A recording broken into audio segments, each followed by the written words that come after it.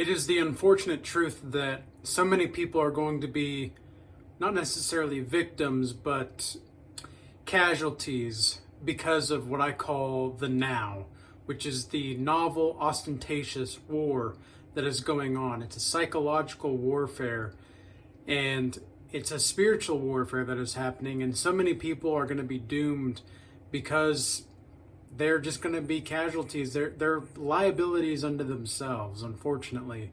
So many people don't know even what it's like to be an asset to themselves. And so many people I see want to be able to offer their expertise. Out in the community, you have people that are, your day-to-day life jobs and all that stuff. And, they're supposed to be the experts. But it's almost like, well, if they're supposed to be the experts and yet they don't have themselves, maybe these people have all of the material things, but they don't have themselves. How can we really take these people for what they're saying to be true? And how can we really say that these people are who they say they are? Because make no mistake, what people talk about and what people want to prop up in regard to what they want to discuss or what they deem to be acceptable or socially acceptable, that's going to be not necessarily a deterrent, but it's actually the complete opposite of a deterrent. It's going to be something that consolidates where their value for whatever it is that they're placing on whatever discussion or topic they're discussing or talking about is. So they are valuing certain propositions or presuppositions in society that deem it to be socially acceptable to be talking about these things. And if they talk about these things, therefore they're going to be accepted. It's going to be accepted by society at large, and they're going to be able to feel validated in all these wonderful sunshine rainbow feelings. But the thing is so many people are still neglecting their own soul. And something that I've learned on this narrow path is that you have to do what is true and move in spirit as much as possible. Because if you don't, there's going to be a price for that. If you have something to say to somebody else or to the world, and these people maybe don't want to hear it, and you're afraid of what might happen if you say something, but you still have something to say, you're dooming yourself. That is hell. Okay, that is if you don't think that hell is a state of mind and a place, or it could be a state of mind and a place, that's it right there.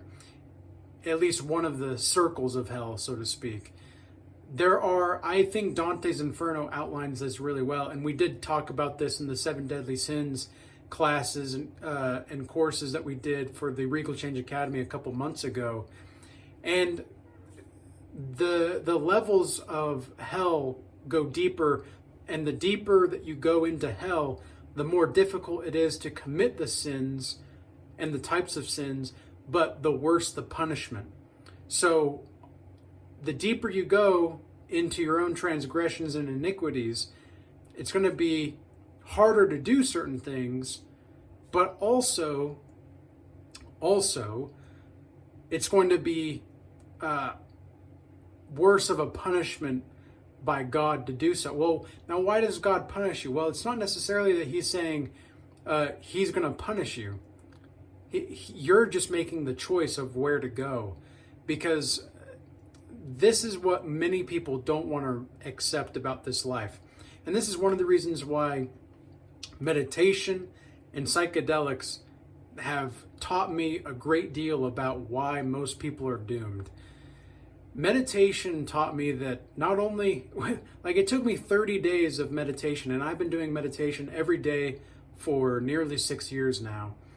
And every single time I meditate, I'm always coming back to myself, but it's the self that is transforming through time. And what I define as meditation is different from prayer. And meditation is noticing what it's like to exist as who you are in the present moment. accepting the present moment as it is in all ways, shapes, and forms, even if you're feeling these negative feelings and whatnot. Whereas with psychedelics, you're just kind of cast into the abyss of existence itself, and it's more as if either the mushrooms or the LSD, in my experiences, are telling you, okay. And by the way, I'm not condoning these kinds of. I will condone meditation, but not psychedelics. I will not do that as a professional here. But I will say that without psychedelics, and I haven't done a psychedelic trip for over 3 years to the day, since September 2021, actually, is the last time that I did a full psychedelic trip. And I haven't done one since because I felt as if I got everything I could for a long time after that last psychedelic trip. And I saw in this trip, I saw lizard cowboy aliens. I know that sounds crazy, but it was actually very realistic, because what I like to do with psychedelic trips is I personally like to go into silent darkness. I feel as though I get the most out of those experiences, and it's just me and my consciousness roaming through time, really. And that's where I always got the most out of those kinds of experiences.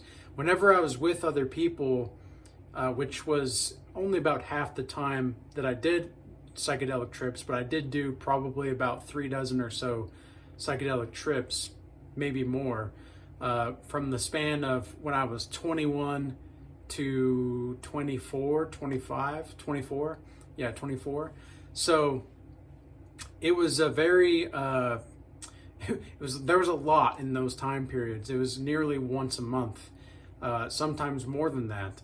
But some people call it a psychonaut. And what I learned from being a psychonaut necessarily was, or at least contributing my consciousness to that pursuit, was that the world is more mysterious and as mysterious as it seems.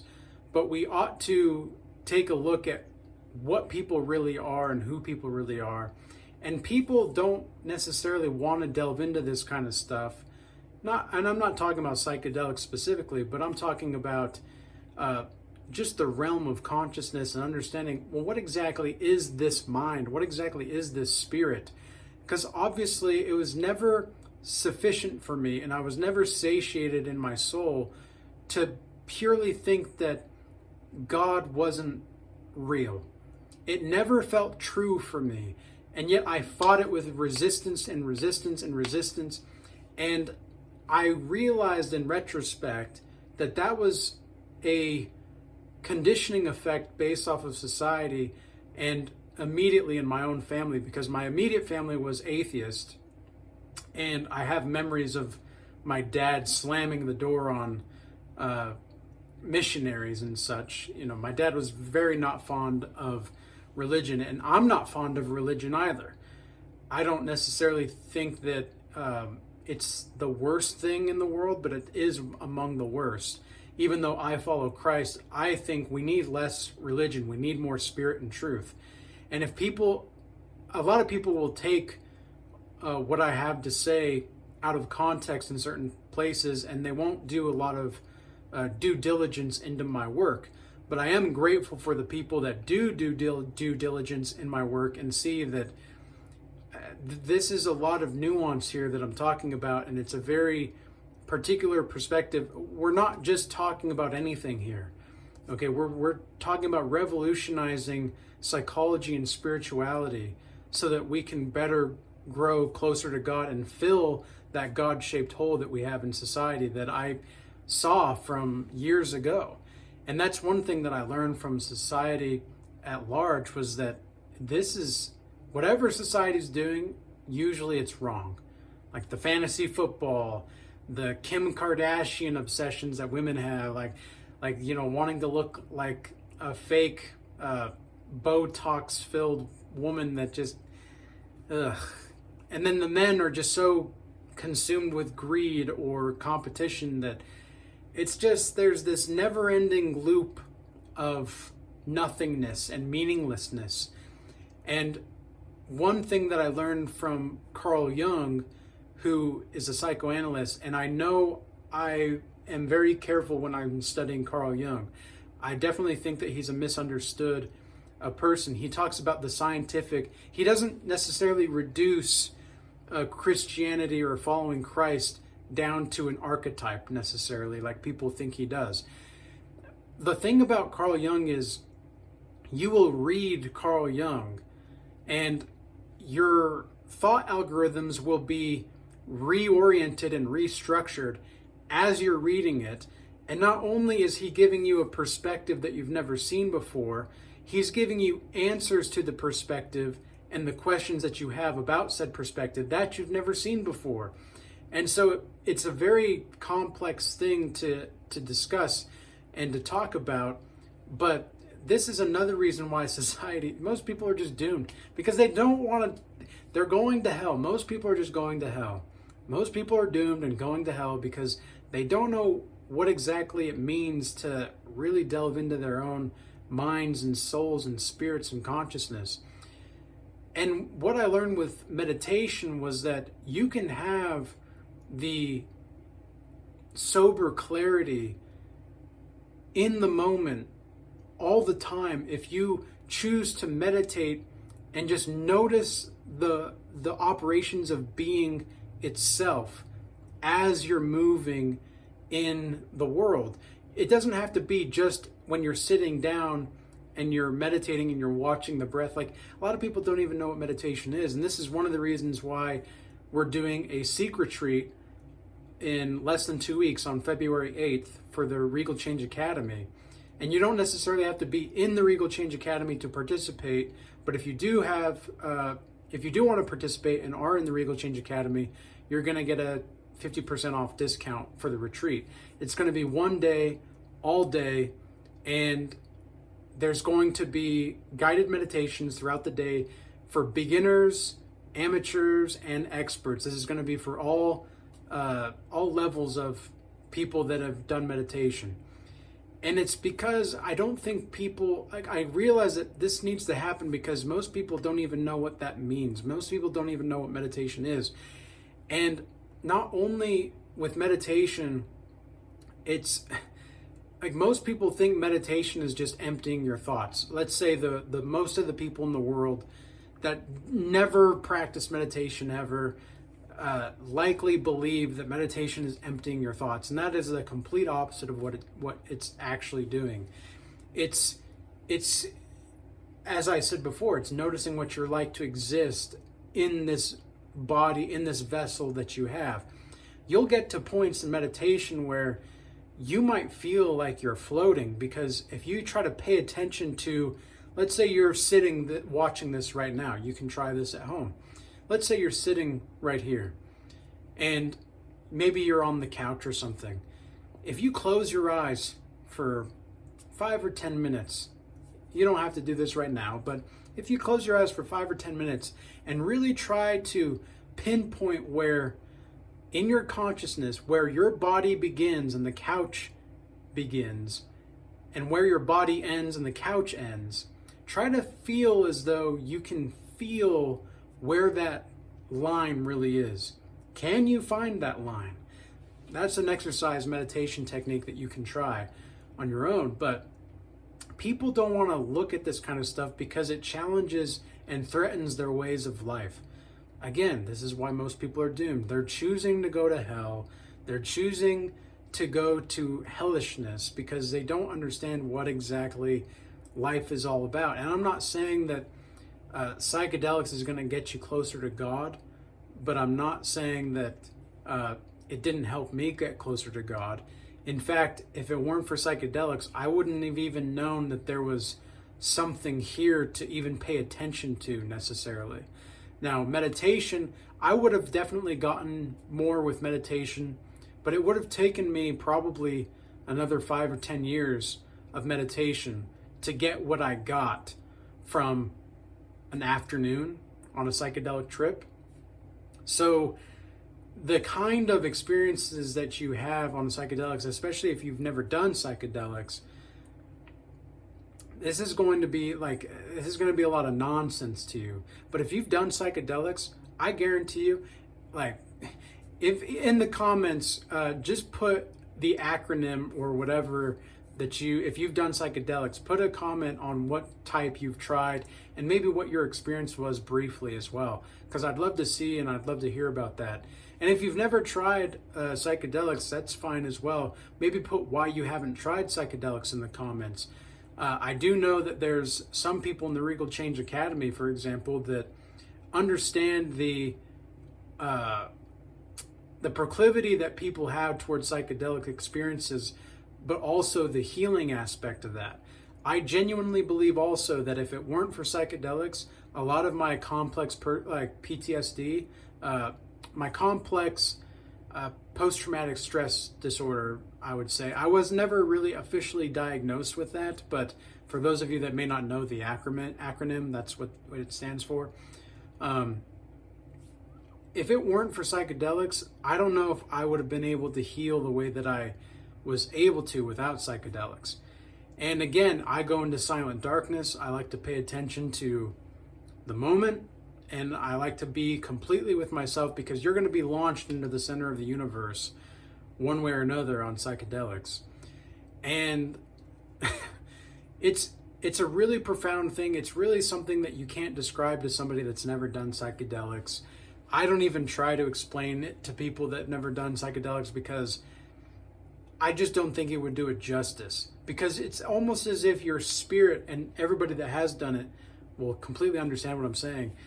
It's like your spirit completely aligns with who you are, and the density of your spirit seems to increase so much that you are just this overflowing creative vessel that sees and feels God in everything, in every way that you are. It's just amazing. And it's not just on psychedelics that you feel that, though. What I'm saying is that because that's why I haven't done psychedelics for over 3 years, since September 2021, because I never felt the need to do it again. Really, I never felt like I had to do that to get that experience. I could get that on my own. And the Bible does say, be sober and be vigilant, for your adversary, the devil, is like a roaring lion seeking whom he may devour. And we've got to be vigilant. We've got to be sober. Well, because here's the thing, right? It's a matter of this and that. You don't get vigilant without being sober, and vice versa. It's a this and that. It's not a this or that. You can't be vigilant and be a drunkard. You can't be vigilant and be smoking. You can't, it's just not really possible to do that according to the Bible. So this is another way that people are going to be just doomed, is how many people are going to be willing to not drink or not smoke, eat nutritious foods, not eat all of these processed craps. Like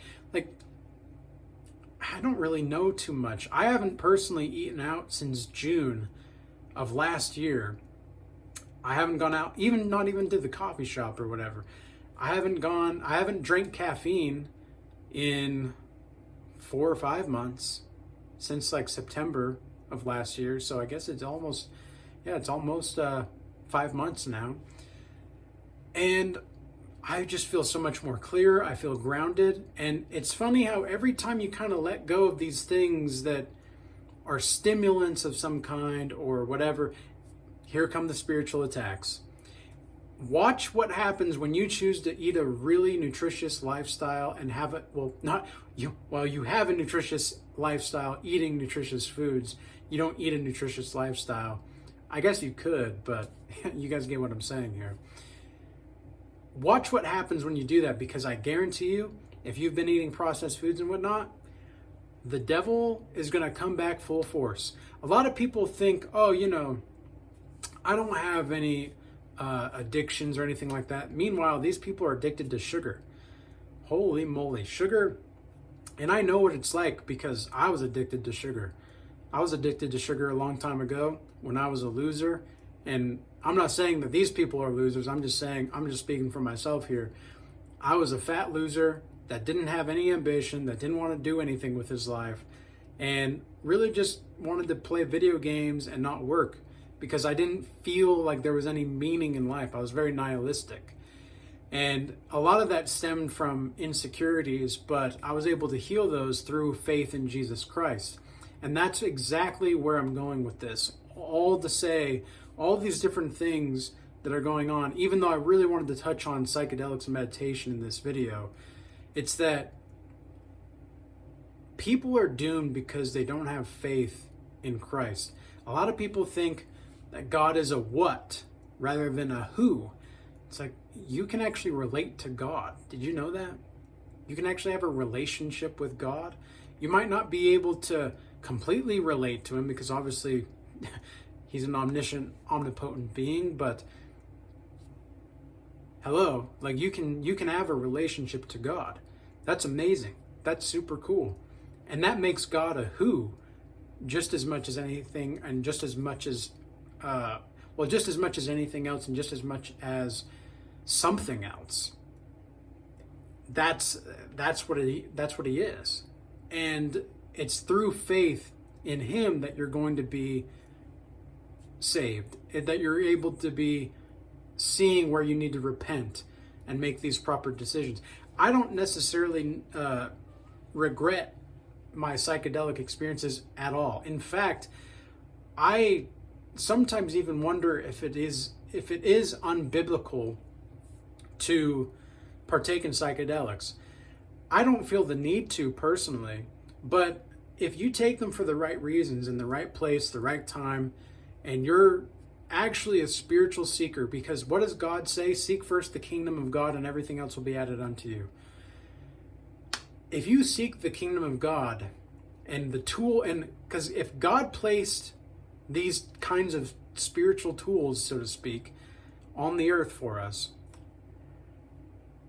like, of course there are going to be some of them that are temptations, and of course, God gave us the ability to lust after another human being, but that doesn't necessarily make it right to lust, right? It doesn't make it right to have adulterous intentions in your heart. But I find it challenging to see the kind of scientific studies, research that has been done on psychedelics over the past couple decades, and really for the last 70 plus years, but also to see the effects in my own life. I mean, there's a dramatic increase in trait openness and compassion, and the personality of a person can sometimes go a little bit overboard into the neurotic part of the personality trait, but for the most part, they tend to be more conscientious.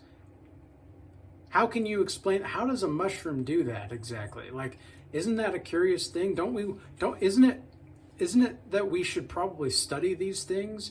But no, most people want to be doomed. Most people just want to drink, which does absolutely nothing. And there's study after study after study after study demonstrating that alcoholism is even worse than doing cocaine or heroin or whatever in some instances.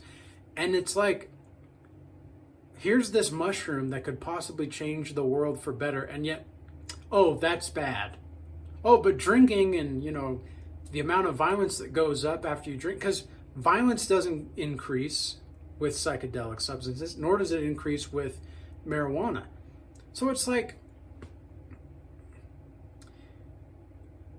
alcohol is like the worst. I consider alcohol a drug, and alcohol is by far the most toxic of all the drugs that I see. And yet that's the thing that is propped up in society. And of course, yes, Jesus drank wine, but Jesus wasn't a drunkard either. So small doses, moderation, but people don't want that. People don't want that. People want to be doomed. People want to choose hell. But anyways, guys, I hope this message was useful and insightful. If you do want to join the Regal Change Academy, where we have a godly community of godlike savages for the men that are competent and responsible, and then the women that are warm, inviting, feminine, empathetic, join the Regal Change Academy. We have the free Discord available as well as the paid community. The biggest difference between the two is that in the free Discord, you have a few different kinds of free resources obviously for fitness, for meditation and healing.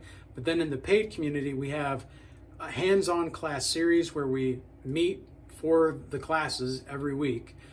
We are just about finished up with the Art of War class series. Our last class on that will be this week. And we're going to be doing more class series down the line. And we are also doing the Seek Retreat that I talked about earlier. We're doing the Seek Retreat on February 8th. Email me at regalchange@gmail.com if you're more intrigued about that or interested in that and want to learn more. We also have the Godlike Savage workshop. We have entrepreneurship workshops. And look, all these classes, the dream interpretation as well, all these classes and such, they're stepping stones to get you to where you need to be. And, you know, the goal is to actually help people on their path. It's not to hinder people. You know, these courses and classes are not thousands and thousands of dollars like some of these dating gurus and all of that. Dating gurus will charge you like $3,000 to attract women. But I charge $20 a month now for the paywall into the paid community. And people will say, oh, I'm this, I'm that. And it's like, but you guys are the same people that will pay thousands and thousands of dollars just to attract women. But you can't spend $20 a month and take a risk on making your life better.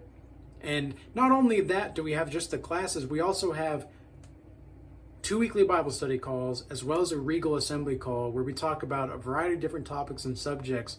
We go deep and we go into the realest of the real in those kinds of classes and such. So that's included in the membership. So it's like, this is a whole bunch of value, and it's up to you to do anything with it. I can give you all of the tools in the world, but are you going to take the action? That's up to you. I do appreciate everybody moving from YouTube over to X, Rumble, and Instagram recently. I appreciate your guys' extra support. And with all that being said, peace be with you all. Till next time.